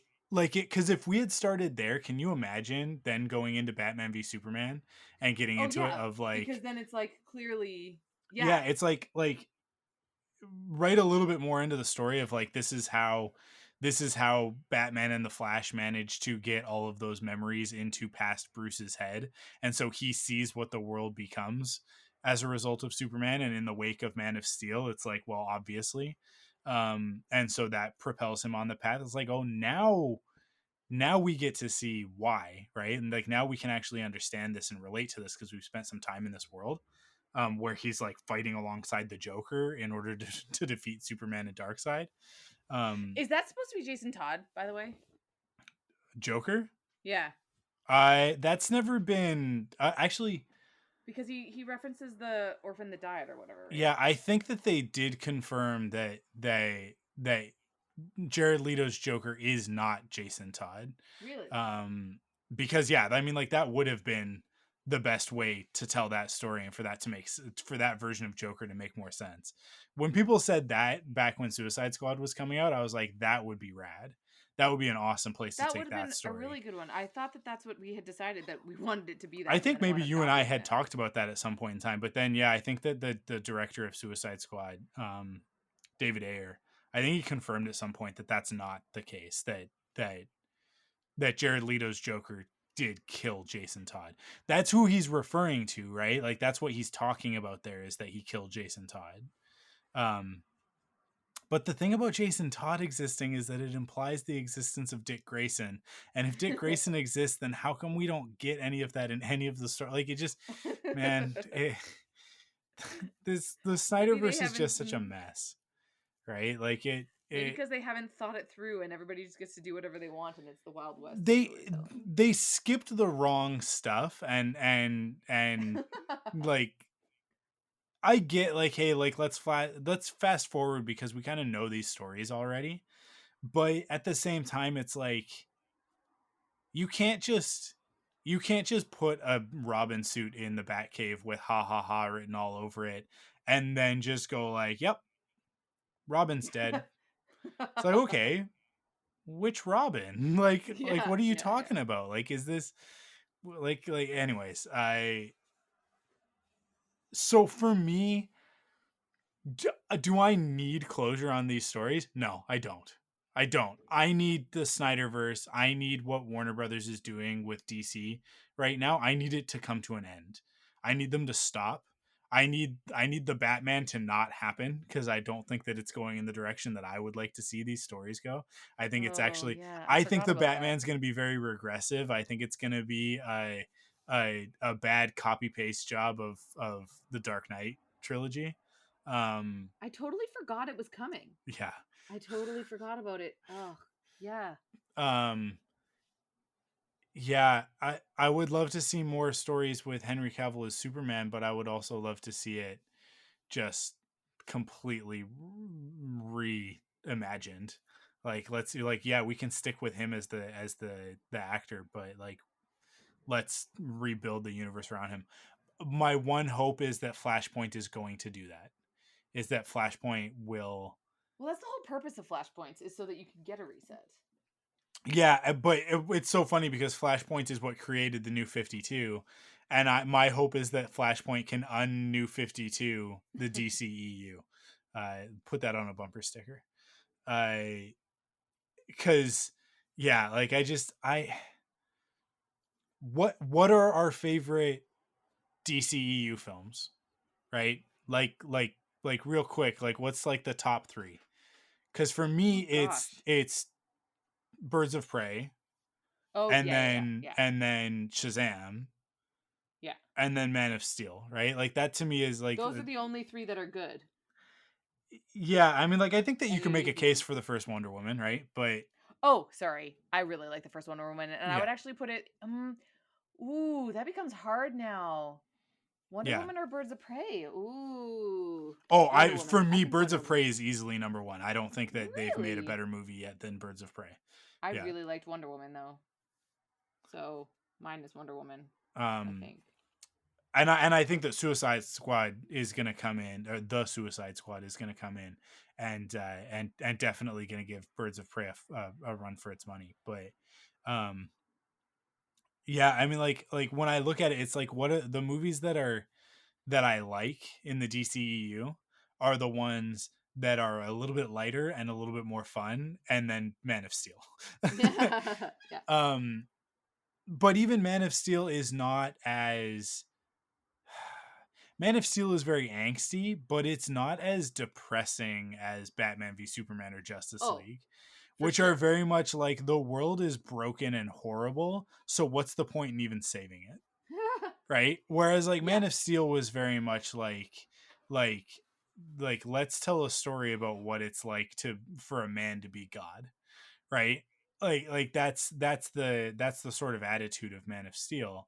And you know like what like the responsibility of that, and that's why Jonathan Kent is so different in the story and all of that. But um so like I like the the place that occupies. I don't think that tone has a future in the DCEU for me. Like I would much rather see something else.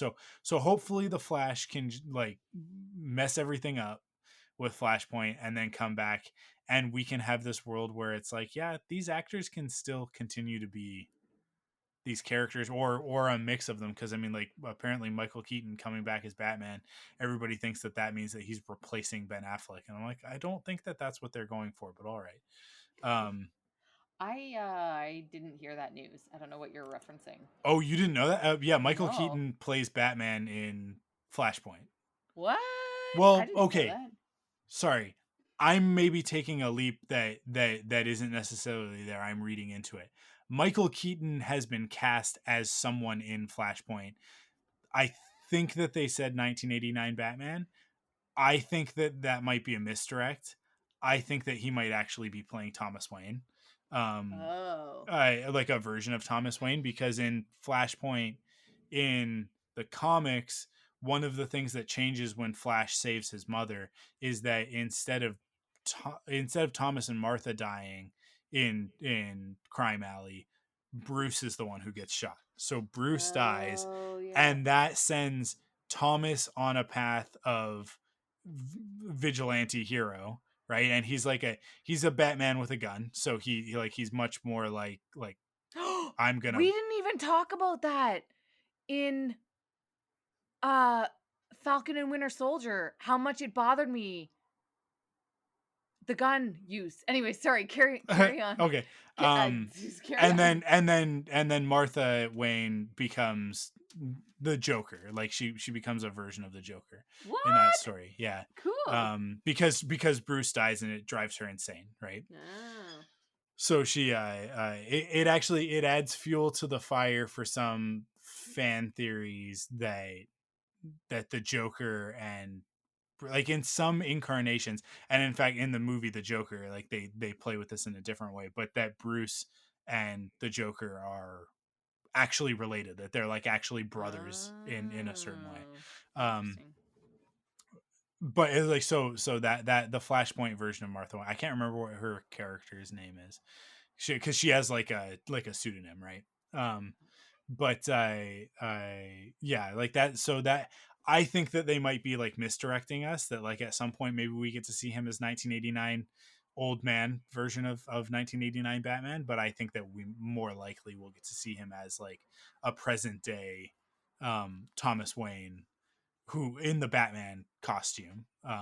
Because that I think that would be really cool. I think that'd be a fun thing to explore. There's a whole bunch of people cast in Flashpoint, Has it but started filming I yet? like that's the Haven't been thing is paying that like I attention. don't even know where Flashpoint is at. Like this movie, they've Yeah. been making this movie for like they've been making this movie as long as like they've been making DCEU stuff. They've been making this Flash movie. Pretty much. The Flash, where are we at in the Flash? It comes out next year. But it says 2022 on IMDb. It also says that it's still in pre-production. So on IMDb in the cast list, we have Ben Affleck as Batman / Bruce Wayne. We have Ezra Miller, obviously, as Barry Allen the Flash. We've got Kiersey Clemons coming back as Iris West. And so that's the same girl that is in. Yeah. Oh, nice. Okay, cool. Because Michael Keaton also as Batman Bruce Wayne. Sasha Callie, I can't. We went over this. Oh right, we went over that as Supergirl, right? Ron Livingston as Henry Allen, which I don't think he didn't. Did he play his dad in Justice League? I don't know who Ron Livingston is. The guy from Office Space. No. The guy that's his dad is the other guy, the Billy Crudup. Yeah, Billy Crudup. Yeah. Crudup? So, holy, I've been saying his name wrong in my head for years. I full on thought it was Crudup. It's Crudup. Did they recast Henry Allen? Is that? I guess. Am I? This is from 3 days ago. This is some breaking news. I'm confused now. Yeah. Kieran Hines played Steppenwolf. Yeah, I knew that. I knew that. That didn't come through in the performance. It makes sense why Steppenwolf is such a compelling character in this version, though. No, he played it in the original too. No, I know, but it was all cut. All the good stuff was cut. All he does is go, "I'm Steppenwolf. I'm a bad guy," and then they fight him. I'm trying. Yeah, man. I think that's breaking news. Is that breaking news? It's from 5 days ago. We just scooped ourselves. Yeah. Interesting. Because you just sort of said it nonchalantly, and I was like, I think that's not a thing that I knew. Scrolling through IMDb for Justice League and scrolling through the section that is all of the Amazons, just reminds me that we need to talk about that segment because I mean, like, a lot of it we already got in the previous version, but we get way more time with that, and it's just another great place to stop and say, oh man, those Amazons, oh boy, that stuff is incredible, and the women in those scenes are just like mind-blowing. I mean, that was that sequence of chasing it on the horses is sort of like, when I saw that in the first one, it was the standout for me, where I'm like, that was just so fun, like how but what I really love, again, this was one of the first times where like the nuance of the stakes was just there in the Snyder Cut in a way that it wasn't in the other one. And that's like, what's up with this space, and them actually locking themselves in was such a bigger deal in this version than because I never quite got that, where I was like, sure, it's just, but like that they all die, like they legit die in a way that it wasn't clear. And it's I think that the one thing about the Amazons that I feel like these movies have never really like nailed in like it, I get it because I'm a stupid hardcore comic book fan and mythology fan or whatever, right? It's like there aren't more Amazons. There can be no more Amazons. There's a finite number of Amazons. So to lose that many, and to lose, like, in this instance, like some of the best, it's like, well, the Amazons are now a much less effective fighting force because 100 of them just died, and it was 100 of like their strongest warriors, right? Like, they didn't put like the lesser fighters on the cube duty, right? It's like, no, we're gonna put like the best of the best in that room to do that, especially like once it wakes up, they were like, shift change, get all of our best warriors in there, because whatever comes out, we have to stop it. Sorry. I got excited about the awakened cube. Steppenwolf is absolutely like if you want to talk about the one thing that completely changes this movie for me, that takes it from garbage to something that I like, It is that. It is that the way because he's treated. everything else is like, okay, we just get more of some of this stuff. Although we don't get any more of Superman. Yeah, that was a bit of a bummer. We just get I some mean, well, we slightly get John different Johns. Superman. Yeah, I could have done without that. Yeah, it also meant that the movie didn't pass the freaking Bechdel test. Yeah. Which is like the one thing where it's like, come on, they had one scene together, you guys. So they're still talking about Superman in a way, though. They are still, but there's a little bit of it at the beginning that they're not talking about Superman. But it's like, Yeah. it's literally the one scene with two women, and then it winds up being Yeah. that it was like, just kidding. It's not really. Not really. It. I mean, the Amazons talk to each other about the cube, I guess. Yeah. So it does pass the Bechdel test, but like.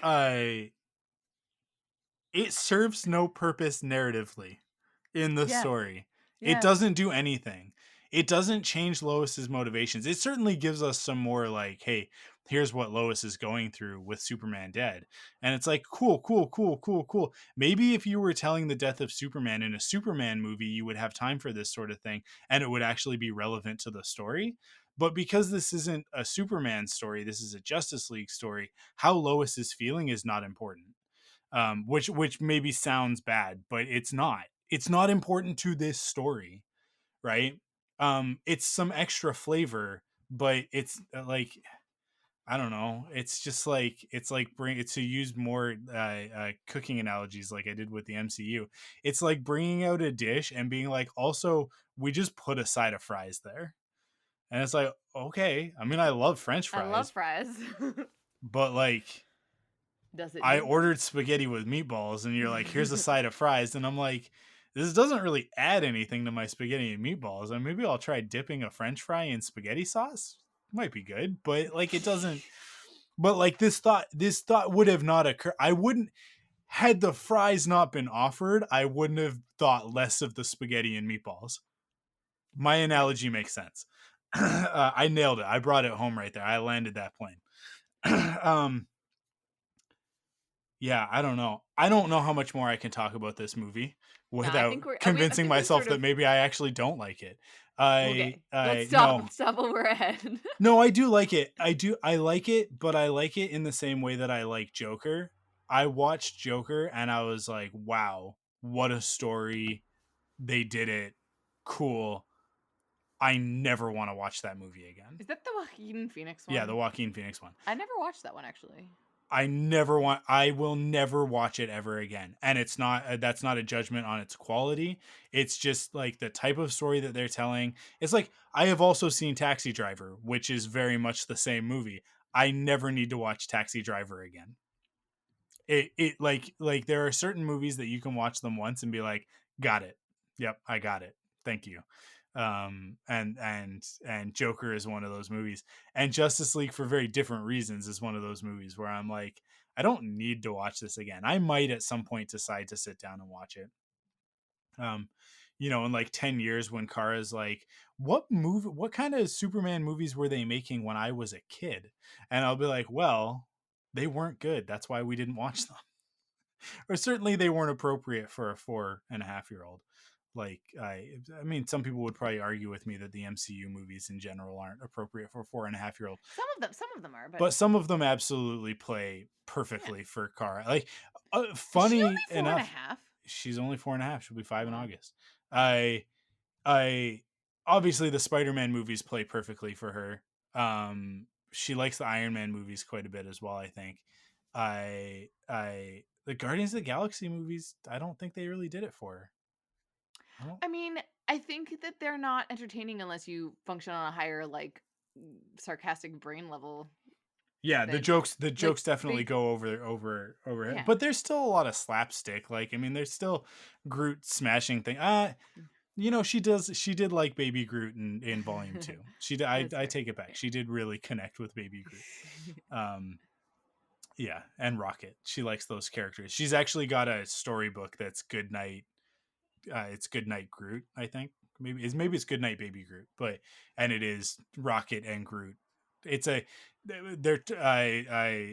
story is trying to put Groot to bed, but Rocket is like, no, we have an adventure to go beyond. It's a great cute. It's a great bedtime story. Yeah. That bedtime story better story than Justice League. Better story than Justice League. But all that said, man, I just really, really love Henry Cavill as Superman.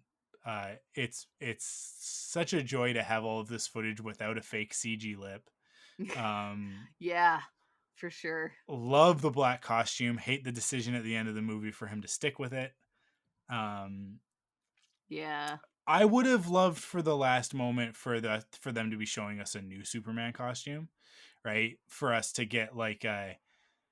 I would have really, really, really, really, really, really, really loved it if it would have been the reveal, and it would have been what we talked about with Superman and Lois. If it would have been the Fleischer shield of like the gold outline with the red S on the black field, that would have been like, because that to me would have signaled like, oh, hey, now he's Superman. Now he's like, he's been reborn and he's really Right. Superman. Instead, what we get is he's been reborn and he is now the Zack Snyder Superman 100%. Like Right. this isn't your mama's Superman. This is a Superman that wears black. And it's just like the next Superman movie is just gonna be wall to wall Pearl Jam songs. So there isn't even a story. It's just he's just flying around punching things to Pearl Jam songs. That's the next evolution of Zack Snyder's Superman storytelling. And then just every once in a while we cut to Lois being pregnant, and then she has a super baby at the end of the movie, and they're like super baby, and that's how that movie ends. There, see, I don't need closure. I've got it. Wow. We did it. You That's just made your exactly own. that's exactly what we were gonna get from another one. I'm good. I don't need more Zack Snyder DC movies. I don't need to see this world continue on the big screen. Some people have said like, hey, let them finish this story in an animated form. I would be down for that. Like give us like 3 or 4 animated movies and get everybody back, like bring back all of the actors to voice their roles and stuff, but like give it to us in a totally different context, and I think it might actually work better. I mean, I don't know. I like. I don't know. I had a lot of fun. I have a different. I don't know. Do you want to be subjected to another 4-hour movie? Yes. Like another movie that needs that long in order to tell its story properly? Because I like these characters. I don't dislike them in the same way that you do, I think. Yeah. For like these it's not the characters, it's the world. It's the world. It's this Earth that's like superheroes are a plight on our existence, and it's like that's not what I want. Especially the thing is like that's not what I want from DC more than anything, right? Because because The Boys is giving us that of, I'm not exactly that world is like, hey, superheroes are the greatest, and then behind the scenes they're like, actually it turns out that superheroes are all the problem with everything, right? They're just as corrupt as everything else. But like what I like for DC, it's supposed to be that like when Superman flies overhead, kids look up and go like, hey, there goes Superman, right? Like it's supposed to mean something. It's not supposed to mean something in like a weird, creepy, everybody with their Day of the Dead skull makeup on, right? Like I don't even know what that scene is supposed to mean in Batman v Superman. But yeah, that one. But it's not what Superman is supposed to mean. Yeah. Like it's like it just goes back to like everything that Zack Snyder does is like he takes heavy imagery and then he overlays a red cape on it and then goes, see, I'm deep. And it's like, yeah, but what does that mean? Like, what does any of it mean? And and what it turns out is like none of it means anything, because when you carry through to the next movie and you see his complete vision for Justice League, all of that stuff that he set up in Batman v Superman of like the world needs Superman and what was the world, none of that has any bearing on the story in Justice League except for Batman's story. It's not like we pull back and we see the rest of the world and everybody's like, the world sucks without Superman. It's like we don't get any of that. It's just like there's a guy with big horns and he's gonna kill everybody. We got to stop him. And Superman would be able to do it by himself, but unfortunately he's dead. And when he cried, it made them come now. It's a little bit literal at the beginning. It's a little bit literal with the like, and it also is like a 7-minute sequence, and it's like, we get it, guys. Anyways, yeah. I think we're done. I think Talking about someone Justice League. could take the Snyder cut and they could cut it down and then like maybe add in just like one or two of the actual good jokes from the Whedon cut, like the lasso moment, because there are a couple of good jokes in Joss Whedon's Justice League that I think could survive the cut.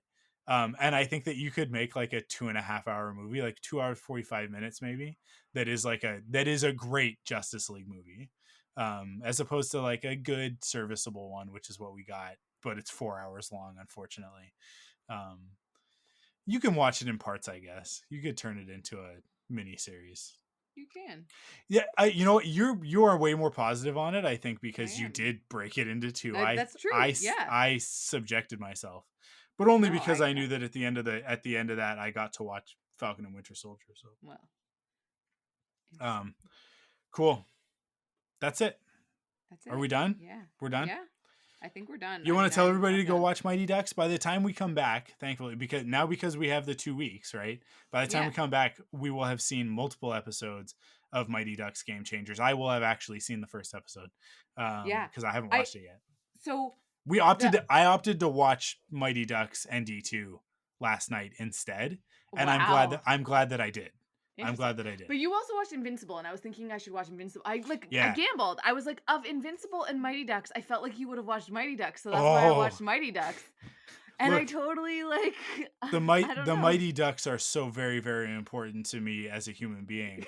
But Invincible is on the shelf next to Y the Last Man. It's sandwiched between Xenozoic, Y the Last Man, and Crimson. It is on the shelf of these are my favorite comic book series of all time. Okay. Invincible. But Invincible. There are so many. This is what. Okay.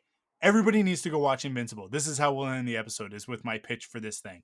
But I was gonna pitch Mighty Ducks.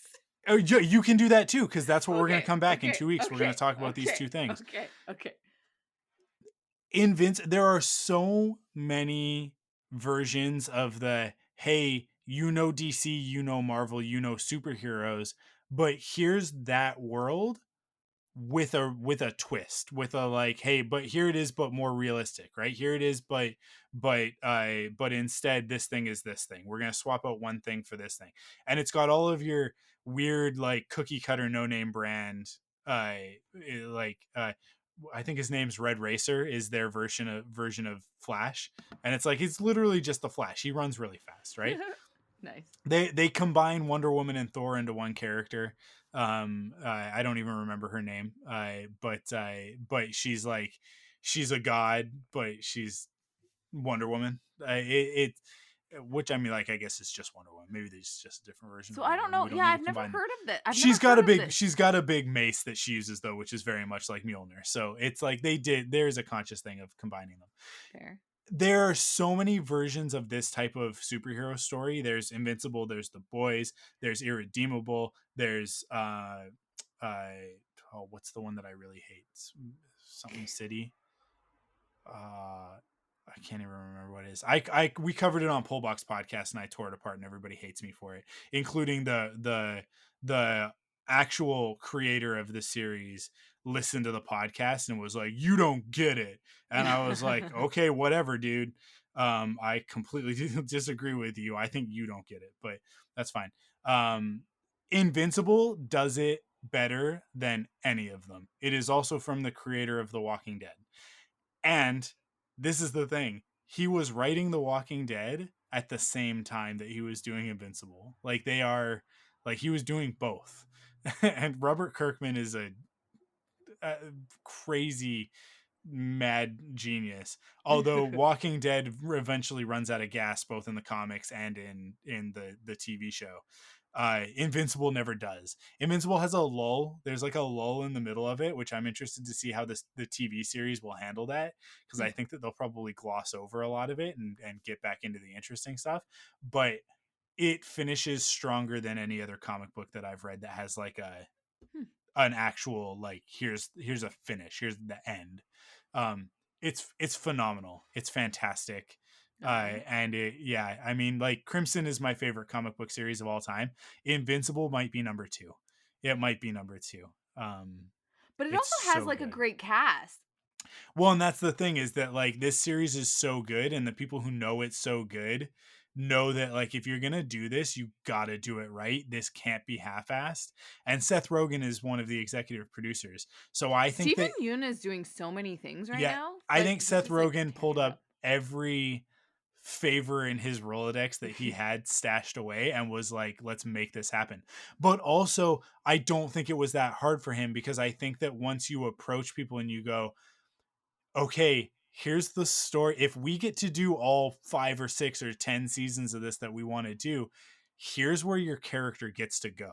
Here's the story. And for every one of the main characters, everyone who's been cast, like everybody who's been cast as a main like lead character, uh every single one of them gets to do something cool at some point in that run.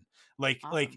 Invincible services its massive cast of characters better than anything else. Like I hope I'm not hyping this too much, because it's not going to be for everybody. But if any of what I have said appeals to you, then you got to check out these first 3 episodes.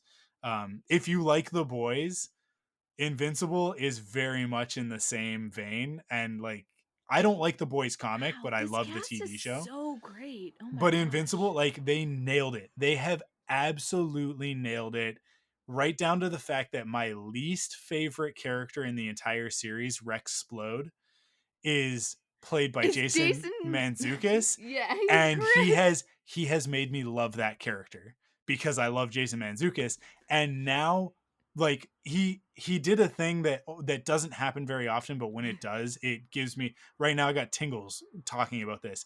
He rewrote the DNA of that character, that like it retroactively changed the way that I feel about that character in the comic book, Whoa, that's because intense. now Rex Splode is Jason Mantzoukas. So Right. now when I go back and I replay all of the horrible things that Rex Splode does, because he's a character that you love to hate, right? They describe him as naturally incorrigible in Exactly. Wikipedia that Perfect. I'm looking at. Perfect. And when I was casting him myself as a generic white guy, it didn't work. But when you put Jason Mantzoukas in that role, all of a sudden I'm like, yes, everything that he does makes perfect sense now, and I get it. And if that's what Kirkman was going for in the first place, it's on me for missing it. It's on me for not understanding that Jason Mantzoukas should have been playing that character. That's Invincible. Please go watch it. Zachary Quinto is Robot. Like, Gillian Yeah, Jacobs is Adam Eve. Oh my god, it is. Yeah. Zazie Beetz is It's like War Woman is the name of the War Woman. Yeah, it's so good. I mean, like, J.K. Simmons as Omni Man is just unbelievably perfect and Wow. good. It is. I don't know why I live in the timeline that I live in, why I exist in this version of the universe. And like we've talked about it a lot, we do live in the darkest timeline. The one good, maybe it could be worse. There's always a Nazi timeline, right? Like, where the Nazis Yeah. won, so that's probably the worst one. But I in this timeline that we know is one of the darkest timelines, dealing with COVID and dealing with Trumpism and all of that stuff. The silver lining to that is that these things that I love are adapted so incredibly well, and I don't know what I did to deserve for all of the things that I want to happen. Right. I mean, like, I guess you could count Rise of Skywalker as a price to pay for that, but you know what? I'm okay with it, because Rise of Skywalker is still watchable, but Yeah.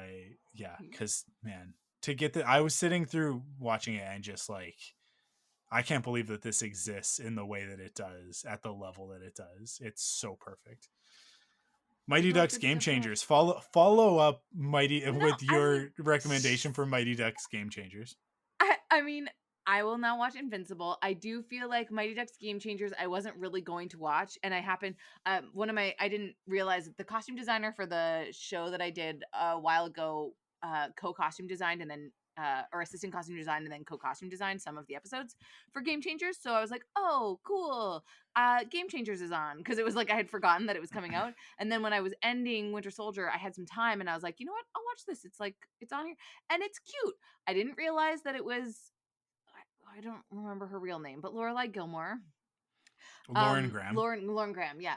And obviously Emilio Estevez is great. Yeah.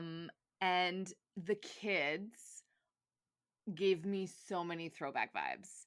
Like Nice. and that is what I want from the show, is for it to be like, why are you telling this story again? And it's like the two main kids. The one guy is a podcaster, and Yeah. it's just great. There's a line where he says, you know, like he's like, because they were trying to get him on the skate team, and he's like, yeah, you know, I've got the body of a podcaster. Like, it's like, I'm not That's very That's in the athletic. trailer. Yeah, I saw that. Yeah. So, I didn't see it. I didn't watch the trailer. But like, anyways, that kid is great. Like they just have a great banter, the two little kids, and then you can tell like the team that they're putting up together, that it'll be an ongoing thing, that it's just, you know, is this ragtag group of kids that are just gonna go play hockey and suck at it. And I just love that as a conceit, and it makes it like, it just makes it a fun show that I'm just like, this is just like a cute little series that I'm looking forward to. And also just re-examining like the crazy pressure of sports, and especially hockey and all of that jazz. So it's cute. It's worth watching. But I mean, maybe watch Invincible first. But I want to see I'm curious to see what you have to say about it. I am really excited to see the original people come back at some point in time. They were not in the first one.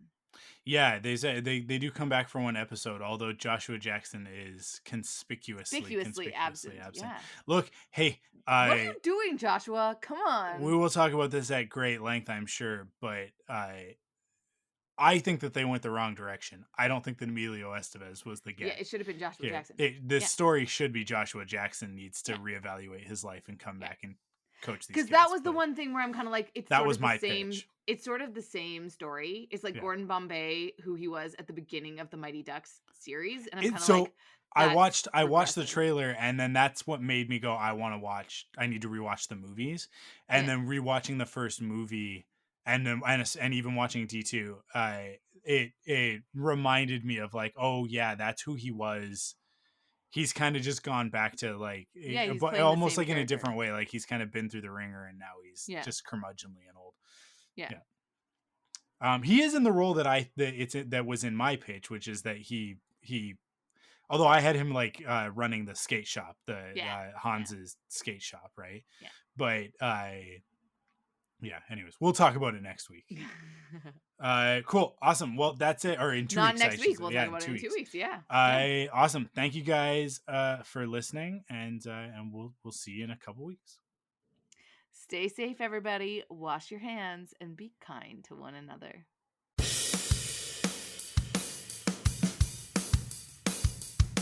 Follow the Thunderquack Podcast on Twitter, Instagram, and Facebook by searching the Thunderquack Podcast. You can support us in 3 ways. First, by heading to the podcast service of your choice and leaving a rating and review.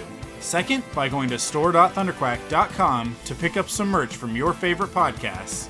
And last but not least, by heading to patreon.com/thunderquack to kick in with your monthly pledge of support and get cool rewards like early access and extended episodes. The Thunderquack Podcast is the official podcast of thunderquack.com. Head to thunderquack.com to discover more great podcasts.